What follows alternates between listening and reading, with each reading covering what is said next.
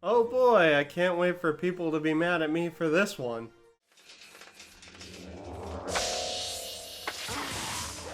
Welcome back to 31 Mad Days of Terror.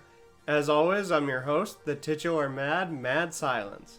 Today we're looking at the fan favorite film, A Nightmare on Elm Street 3 Dream Warriors, also known by the infinitely more awesome title, A Nightmare on Elm Street 3 Tragedy House in Japan, or the also pretty charming Freddy 3 Claws of the Nightmare in France. As I made very clear in the cold open, I know what I'm getting myself into with this review, since people seem to love this movie. Just in case I haven't made that abundantly clear yet. If I'm being brutally honest though, I don't get it. And this is after seeing every entry in the series too. Yes, even the worst it has to offer. Maybe a big reason I don't is because I like A Nightmare on Elm Street 2 Freddy's Revenge. Quite a bit actually.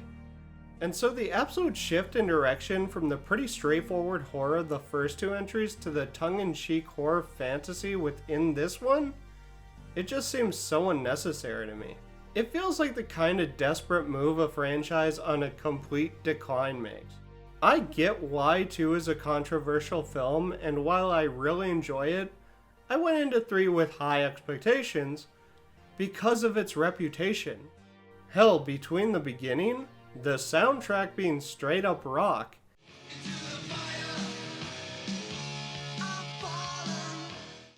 and a score by Angelo Badalamenti, the man who created the iconic songs of Twin Peaks, the return of Nancy as an intern at an asylum where she can help the next generation, and Lawrence motherfucking Fishburne?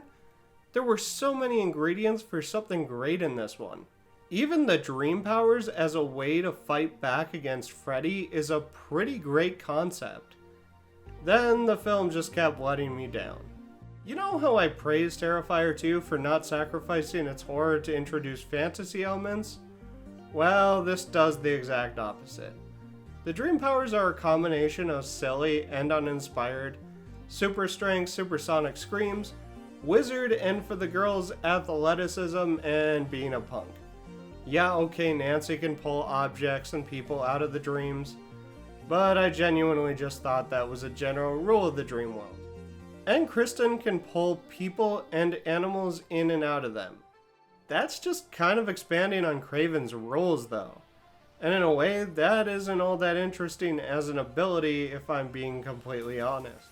I'd also argue outside of the TV kill Skeleton Freddy and the introduction of Freddy's victims' souls being trapped in his body, as disembodied heads mind you, and a few other instances, the film is pretty damn underwhelming. And do I even need to address Freddy's stupid fucking origins and one of the least surprising, most telegraphed twist in film history? Oh, and this movie in my opinion ruined Freddy. He went from the terrifying child killer, cloaked in mystique, to discount Joker with dream powers. And oh yeah, one of the worst origin stories of all time in this one. He'd also sadly never really recover from this transformation. Oh, and you know that Badalamenti score I mentioned earlier? Well, it never stuck out on either viewing. So it kind of feels like either Badalamenti's work was underutilized here, or he phoned it in. I find either believable. While this film may have its fair share of memorable visuals, a few fun moments, and some instances of decent, hell even good writing, a great send-off to the final girl who started it all, as well as Dokken's Into the Fire and Dream Warriors, it's sadly overshadowed by all the missed potential and confusing choices that created such an underwhelming final project. I don't hate A Nightmare on Elm Street 3, but I definitely don't love it either. It's just kind of middling. So then, who's looking forward to the next entry in the Nightmare on Elm Street series? Well, if you are, you know where to find my review of it, so meet me back here as we look at A Nightmare on Elm Street 4, The Dream Master. Until then, if you enjoyed this, leave a like, comment, and subscribe if you haven't yet. Or just comment if you want to tell me why you agree or disagree with my opinion on this film. This is Mad Silence, signing out. Do you know what terror is? How long has it been since you've been on Elm Street? Welcome to a brand new nightmare.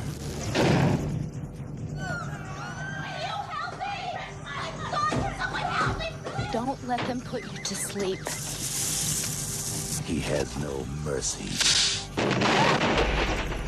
and no equal. This August, your wildest dreams will come true.